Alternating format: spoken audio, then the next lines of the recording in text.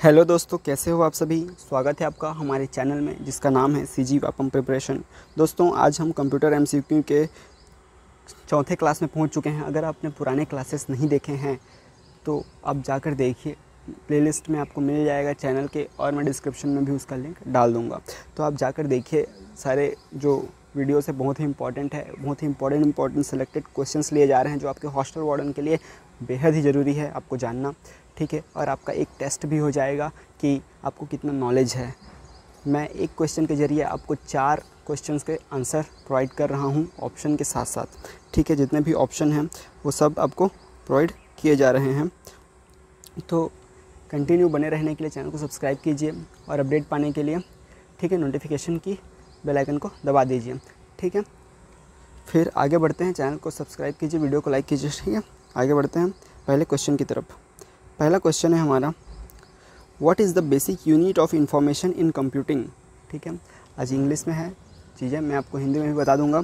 इसमें पूछ रहा है कि जो कंप्यूटिंग गणना करने की जो बेसिक इकाई है वो क्या है, आधारभूत इकाई कौन सी है। क्या वो बाइट है, बीट है, किलोबाइट है या फिर मेगाबाइट है। तो which is the correct answer. चलो अपना आंसर आप कमेंट बॉक्स में बताइए। आप पूरा क्वेश्चन देखिए, आपका कितना सही हो रहा है कमेंट बॉक्स में आप उसका आंसर दीजिए कि मैं इतना आउट ऑफ इतना मेरे को मिला है, ठीक है। तो इसका सही आंसर है option number B, bit. Bit को जो है basic unit of information in computing बोला जाता है, ठीक है। कंप्यूटर की सबसे आधारतम या फिर आधारभूत इकाई कौन सी है, बिट होती है, बिट, ठीक है। और 8 बिट बराबर 1 बाइट होता है, क्लियर है, ये आप जानते ही होंगे। ये बिट जो है 1 बिट बराबर क्या होता है, 8 बाइट होता है, ठीक है। 1 बिट बराबर 8 बाइट, ठीक है। और 1024 बाइट बराबर 1 किलोबाइट होता है, ठीक है, इसके बराबर, क्लियर है। तो इस टाइप से होता है। वैसे ही 1024 किलोबाइट बराबर क्या होगा, 1 मेगाबाइट होगा, क्लियर है। तो इस प्रकार से ये था, क्लियर है। सेकंड क्वेश्चन की तरफ चलते हैं। सेकंड क्वेश्चन क्या है, देखो आपको कितना बन रहा है आप बनाइए, और आपको आता है अच्छे से, फास्ट फॉरवर्ड में देखिए और जल्दी जल्दी क्लियर कीजिए। विच programming language is used for web development. Web development के लिए कौन सा प्रोग्रामिंग लैंग्वेज यूज़ होता है बोल रहा है, ठीक है। कौन सा प्रोग्रामिंग लैंग्वेज उपयोग किया जाता है वेब डेवलपमेंट के लिए। ऑप्शन है पाइथन, जावा, HTML, CSS, ठीक है। ये सभी प्रोग्रामिंग लैंग्वेजेस हैं। इसमें से कौन सा प्रोग्रामिंग लैंग्वेज जो है वेब डेवलपमेंट के लिए सबसे ज़्यादा यूज़ होता है, तो वो है ऑप्शन नंबर बी, जावा। जावा एक प्रोग्रामिंग लैंग्वेज है, इसका उपयोग वेब डेवलपमेंट के लिए किया जाता है, क्लियर है। थर्ड नंबर का क्वेश्चन है, what does RAM stands for. RAM का फुल फॉर्म पूछ रहे हैं, क्या होता है। Option number A random access memory, option number B read only memory, option number C random allocated memory, या फिर option number D rapid access memory. तो कौन सा सही आंसर है, इसका आंसर होगा option number A random access memory. RAM, RAM क्या होता है, रैंडम एक्सेस मेमोरी इसका फुल फॉर्म होता है, और ये एक अस्थायी मेमोरी है, ठीक है, वोलाटाइल मेमोरी है, चेंज होते रहता है ये, ठीक है, अस्थायी है। जब भी आपका सिस्टम स्विच्ड ऑफ होता है, ठीक है, या फिर बंद किया जाता है किसी तरीके से, तो जो पूरा डेटा है रैम में, जितना भी डेटा स्टोर हुआ रहता है वो सब क्लियर हो जाता है, ठीक है। तो ये एक वोलाटाइल मेमोरी है और अस्थायी मेमोरी है, समझ गए। आगे बढ़ते हैं।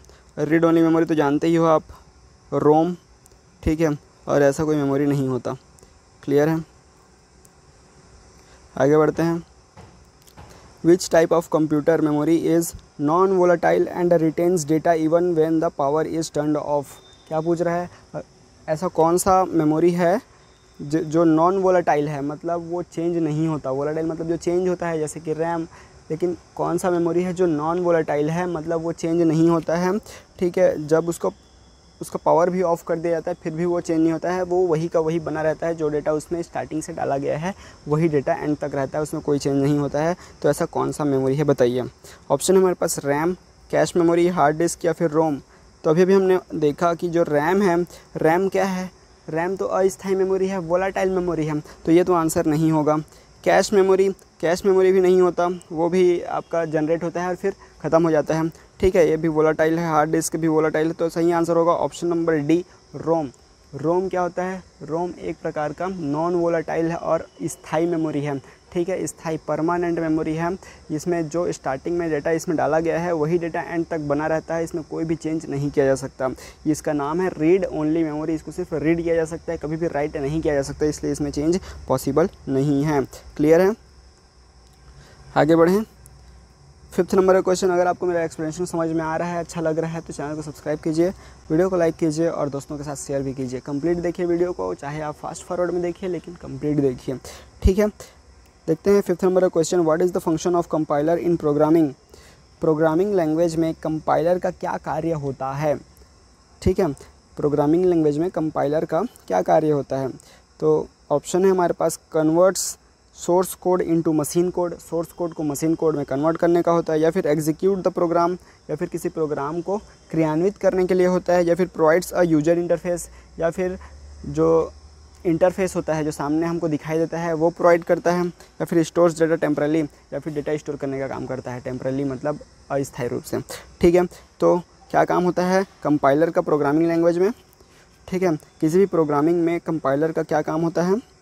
तो इसका सही आंसर होगा ऑप्शन नंबर ए, ये कन्वर्ट करता है सोर्स कोड को मशीन कोड में, ठीक है। कंपाइलर क्या करता है, जो भी हम लोग प्रोग्रामिंग लिखते हैं वो हम लोग सोर्स कोड, अपना जो कोड बनाए हैं, लैंग्वेज जो बना है उस भाषा में उसको लिखते हैं, लेकिन उसको कंपाइलर जो है फिर उसके बाद हम लोग को कंपाइल करना पड़ता है। जैसे हम लोग कंपाइलर के बटन को दबाते हैं तो ये कंपाइल होने लगता है, और जितना भी हमने कोड लिखा है वो कोड जो है कंप्यूटर के अंडरस्टैंडिंग वाले लैंग्वेज मतलब मशीन लैंग्वेज में, मशीन कोड में बोल सकते हैं, कन्वर्ट होने लगता है, और पूरा कन्वर्ट हो गया फिर मशीन उसको पूरी तरह समझता है और एग्जीक्यूट करता है कि ये कोड क्या कहना चाहता है और क्या करवाना चाहता है, ठीक है। जैसे हम लोग को गुणा भाग या फिर कैलकुलेटर बनाना है, ठीक है, प्रोग्रामिंग में हमें कैलकुलेटर बनाना है तो हम लोग कैलकुलेटर लिखेंगे कि ए इंटू बी ऐसा करके हम लोग लिखेंगे, लेकिन ABCD की भाषा वो नहीं समझता ना, कंप्यूटर नहीं समझता, तो उसको वो मशीन कोड में कन्वर्ट करेगा कौन? कंपाइलर, ठीक है। तो कंपाइलर का काम समझ में आ गया, ये सोर्स कोड को मशीन कोड में कन्वर्ट करता है कंप्यूटर के अंडरस्टैंडिंग के लिए, ठीक है। अगला क्वेश्चन बढ़ते हैं।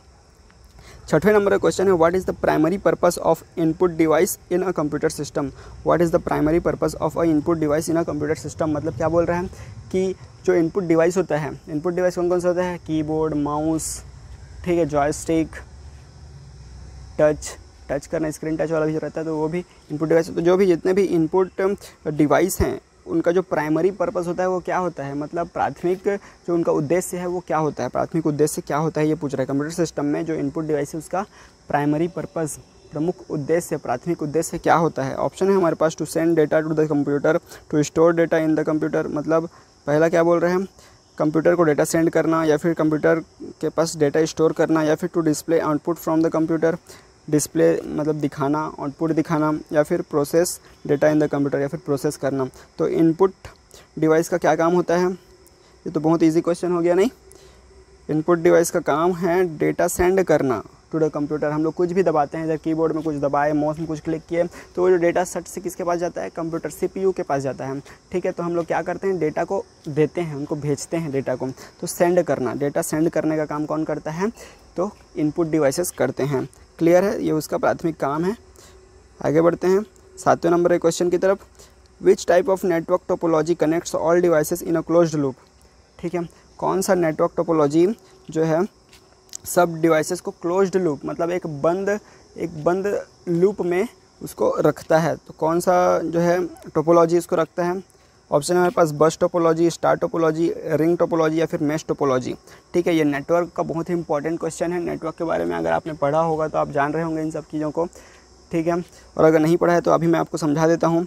नेटवर्क टोपोलॉजी एक प्रकार का नेटवर्क है जिसमें अलग अलग तरीके से सिस्टम्स को जोड़ा जाता है, ठीक है, एक नेटवर्क बनाया जाता है। तो इस प्रकार से अलग अलग तरीके से, जैसे बस टोपोलॉजी में क्या होता है कि वहाँ पर पूरा लाइन से जितने भी कंप्यूटर है, यहाँ पर एक कंप्यूटर है, दूसरा कंप्यूटर, तीसरा कंप्यूटर, चौथा कंप्यूटर, पाँचवा कंप्यूटर, इस प्रकार से एक लाइन में सीरीज में क्या लगा रहता है, कंप्यूटर्स लगे रहते हैं, आपस में कनेक्टेड रहते हैं एक नेटवर्क में। तो इसको क्या बोलते हैं? बस टोपोलॉजी बोलते हैं। स्टार टोपोलॉजी क्या होता है? स्टार टोपोलॉजी में एक स्टार बना रहता है, बीच में एक मेन कंप्यूटर रहता है, फिर उसके बाद इधर एक कंप्यूटर, ठीक है, इधर एक कंप्यूटर, इधर एक कंप्यूटर, इधर एक कंप्यूटर, इधर एक कंप्यूटर, इस प्रकार से स्टार टोपोलॉजी बनता है।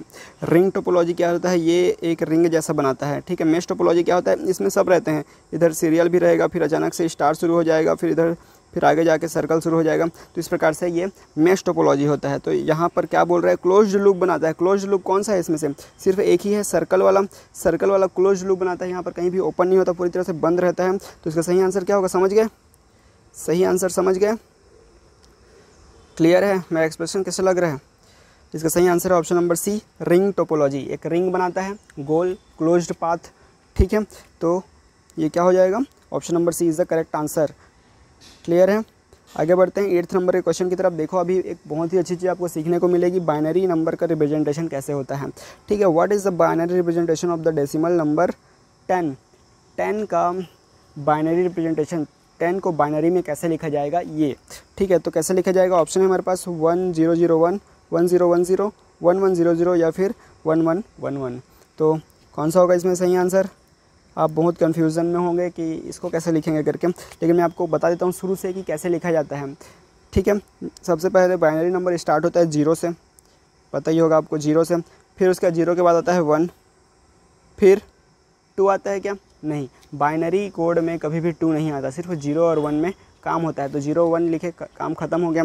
लेकिन अब हमें 10 तक पहुंचना है। ये तो 0 है, ये 1 है, ये 0 की वैल्यू है, ये 1 की वैल्यू है, 2 होगा, 3 होगा, 4 होगा, 5 होगा, 6 होगा, 7 होगा, ठीक है, फिर 8 होगा, 9 होगा, 10 होगा। तो इस प्रकार से हमें 10 तक की गिनती तो कम से कम पता होनी चाहिए कि कैसे लिखा जाता है। तो 0 कैसे लिखते हैं, 0 लिखते हैं, 1 को 1 लिखते हैं, लेकिन 2 को कैसे लिखेंगे, 2 को लिखेंगे 1 के बाद फिर 0 आएगा, ये है 2। और 3 को कैसे लिखेंगे, 1 1, क्लियर है। 3 को लिखेंगे 1 1, 4 को कैसे लिखेंगे 1 1 0, ठीक है। 5 को कैसे लिखेंगे, 5 को लिखेंगे 1 0 1। 6 को कैसे लिखेंगे, 6 को लिखेंगे आपका 1 1 1, ठीक है। एक सेकेंड, 1 0 1 1 0 1 1 1 1 0, फिर 1 0 1 1 1 0 1 0 1, फिर 1 1 1, फिर 7 को लिखेंगे 1, ठीक है, सही चल रहा है, ठीक है। 7 को क्या लिखेंगे 1 1 1, फिर 0, क्लियर है, 1 1 1 फिर 0। और 8 को लिखेंगे 4 टाइम्स 1, 1 2 3 4, ठीक है। 9 को कैसे लिखेंगे, एक मिनट, थोड़ा कन्फ्यूज़न हो रहा है, ठीक है। 10 का मैं आपको बताता हूँ, 10 का हो जाएगा 1 0 1 0, ठीक है। 10 का हो जाएगा 1 0 1 0। 9 का इसका हो जाएगा, थोड़ा कन्फ्यूजन जा रहा है 9 का, ठीक है। तो 10 का समझ में आ गया, 1 0 1 0 होगा, इसका सही आंसर है ऑप्शन नंबर बी। कैसे लिखते हैं ये पैटर्न समझ में आ रहा है आप लोग को। बस एक ठो इधर वाला लेफ्ट वाला जो है वो फिक्स्ड होते जाएगा, और जो राइट में जो चेंज होगा 0 1 0 1 0 1 ये चेंज होते जाएगा, ठीक है। तो वैसे ही 10 का हो जाएगा 1 0 1 0। आपको मैं एक बार और इसको अच्छे से एक्सप्लेन कर दूंगा, ठीक है। क्लियर है, समझ में आया। इसका सही आंसर क्या होगा 1 0 1 0। 10 को लिखा जाता है 1 0 1 0, ठीक है।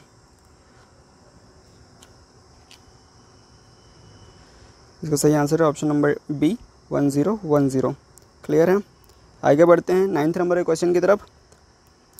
What is the purpose of N IP address. IP address का नाम तो सुना ही होगा, तो उसका उपयोग क्या होता है, उसका उद्देश्य क्या है, वो क्यों है, ठीक है। तो इसका काम क्या होता है देखते हैं। ऑप्शन है हमारे पास, to identify a device on a network, मतलब किसी भी नेटवर्क में जो डिवाइस है उसके आइडेंटिफाई के लिए, ठीक है, उसका पता लगाने के लिए, उसका जानकारी के लिए, उसका मूलभूत उसके नाम के लिए, ठीक है। दूसरा है to encrypt data into transmission, ठीक है, जो भी डेटा है उसको एनक्रिप्ट करने के लिए, एनक्रिप्ट करना मतलब होता है डिकोड करना, ठीक है। तीसरा है हमारे पास to store data in a database, किसी भी डेटाबेस में डेटा को स्टोर करने के लिए इसका काम होता है, पूछ रहे हैं आईपी एड्रेस का। या फिर D, to format documents in a specific layout, ठीक है, किसी भी डॉक्यूमेंट को स्पेसिफिक लेआउट में फॉर्मेट करने के लिए ये आईपी एड्रेस यूज़ होता है। तो इसमें से कौन सा जो है आईपी एड्रेस का मुख्य उद्देश्य है बताइए। सही इसका आंसर होगा option number A, to identify a device on a network, किसी भी नेटवर्क में कोई डिवाइस है उसको आइडेंटिफाई करने के लिए आईपी एड्रेस का यूज़ किया जाता है। जैसे यहाँ पर से कहीं कितनी भी दूर कोई कंप्यूटर सिस्टम है तो हर एक कंप्यूटर सिस्टम का एक आईपी एड्रेस होगा, ठीक है। अगर वो लोकेशन के हिसाब से होता है, अगर आप यहाँ पर आए तो आपका आईपी एड्रेस चेंज हो जाएगा, आप दूसरी जगह में गए तो आपका आईपी एड्रेस चेंज हो जाएगा। तो उस लोकेशन में कौन से लोकेशन में है ये पूरा आपको दिखाता है। तो वो आईपी एड्रेस आपको क्या दिखाएगा, आइडेंटिफाई करता है डिवाइस के नेटवर्क को, कौन से नेटवर्क में है पूरा उसका बता देगा वो। क्लियर है। तो आईपी एड्रेस का काम समझ में आएगा, identify a device on a network, ठीक है। आज का लास्ट क्वेश्चन है 10th नंबर का, which type of programming language is Java. Java कौन से प्रकार का प्रोग्रामिंग लैंग्वेज है। ऑप्शन हमारे पास कंपाइल्ड लैंग्वेज है, इंटरप्रेटेड लैंग्वेज है, हाई लेवल लैंग्वेज है, फिर लो लेवल लैंग्वेज है। तो कौन सा लैंग्वेज है, जावा। आपको पुराने वीडियोस में एक बार मैं एक्सप्लेन किया था, ऑप्शंस में था। तो बताइए कि जावा किस प्रकार का प्रोग्रामिंग लैंग्वेज है। तो इसका सही आंसर होगा option number C, high level language है। जावा किस प्रकार का प्रोग्रामिंग लैंग्वेज है, तो हाई लेवल लैंग्वेज है। क्लियर है।